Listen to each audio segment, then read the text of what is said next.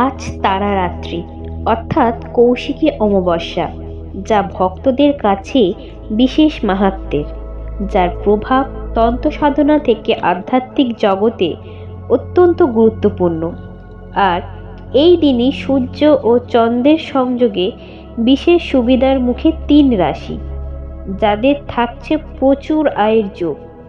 শুধু 3 রাশির ক্ষেত্রেই নয়, জ্যোতিষশাস্ত্র বলছে এই দিনে করা বিশেষ কিছু টোটকা মানুষের জীবন বদলে দিতে পারে। আর এর মধ্যেই কৌশিকী অমাবস্যায় সূর্যগ্রহণ। সেখানেও জ্যোতিষশাস্ত্র বলছে তিথি নক্ষত্রের বিচারে 3 রাশির কপালে টাকার যোগ আসবে, হাতে নতুন সম্পত্তি, এমনকি বিয়ের সংযোগও দেখছেন জ্যোতিষীরা। এবার মঙ্গল ও চন্দ্রের মহামিলন হতে চলেছে। শুধু তাই নয়, তৈরি হতে চলেছে রাজযোগ। কৌশিকী অমাবস্যায় 6 দিনের মাথাতেই তাই রাজযোগ তৈরি হতে চলেছে, যার ফল পাবেন সিংহ, তুলা, মীন রাশির জাতক জাতিকারা। সিংহ রাশির জাতক জাতিকাদের মধ্যে সূর্য ও চন্দ্রের সংযোগ বিশেষ সুবিধা বয়ে আনবে। পুরনো বিনিয়োগ থেকে হঠাৎ লাভ হবে, আর্থিক সংকটের অবসান ঘটবে, পারিবারিক কলহের অবসান হবে এবং মানসিক শান্তি লাভ হবে। অবিবাহিতের জন্য সময় ভালো, মনের প্রস্তাব আসতে পারে। যাদের সন্তানদের সঙ্গে মতবিরোধ রয়েছে তারা স্বস্তি পাবেন।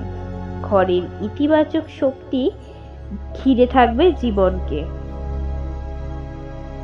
তুলা রাশির জাতক জাতিকাদের কাছেও সময়টা বিশেষ শুভ হতে চলেছে। সূর্য ও চন্দ্রের সংযোগ তুলা রাশির জাতকদের আত্মবিশ্বাস বৃদ্ধি করবে। আর্থিক অবস্থা আগের তুলনায় অনেকটাই ভালো হবে।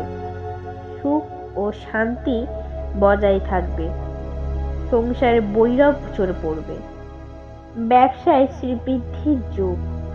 জ্যোতিষীরা বলছেন অবিবাহিতরা প্রেম বা বিবাহের প্রস্তাব পেতে পারে, তবে কোনো সম্পর্কে জড়ানোর আগে ভালো করে খোঁজ নিন।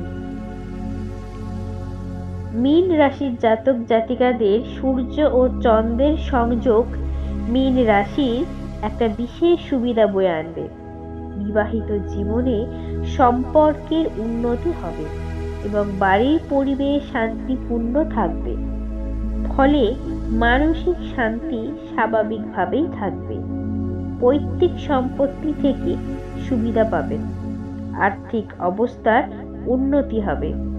চাকরিজীবীদের আয় বৃদ্ধি হবে। তবে এই 3 রাশির ক্ষেত্রেই নয়, প্রভাব পড়বে অন্য রাশিতেও। শাস্ত্র অনুসারে আগামী 30শে আগস্ট বুধবার সিংহতে প্রবেশ করতে চলেছে। ইতিমধ্যেই বুধ ও শুক্র মিথুনে অবস্থানকালীন বৃহস্পতির সঙ্গে তৈরি করেছে গজলক্ষ্মী সংযোগ। 21শে আগস্ট কর্কটে প্রবেশ করে বুধের সঙ্গে শুক্র তৈরি করছে লক্ষ্মী নারায়ণ সংযোগ। রবি আগস্টের শুরুতে কর্কটে থাকলেও 17 তারিখেই নিজের রাশি সিংহতে প্রবেশ করেছে। কেতুর সঙ্গে সেখানে যোগ হচ্ছে রবি, কেতু সিংহতেই রয়েছে। তাই এর প্রভাবে ধনু রাশির জাতক জাতিকাদের সময় দারুণ। ভালো সময়ের সামনে আসছে মেষ রাশির জাতক জাতিকারাও। শনির 7.5 প্রথম পর্যায় চললেও কষ্ট অনেকটাই লাঘব হতে চলেছে। মকর রাশির জাতক জাতিকারাও এই সময়ে ভালো ফল পেতে চলেছেন।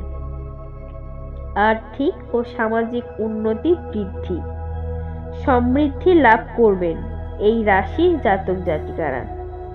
কিছু রাশির ক্ষেত্রে সময় ততটাই শুভ নয়। তাদের ক্ষেত্রে জীবনের পথে আসবে একাধিক বাধা বিপত্তি। জ্যোতিষশাস্ত্র সেটাই বলছে।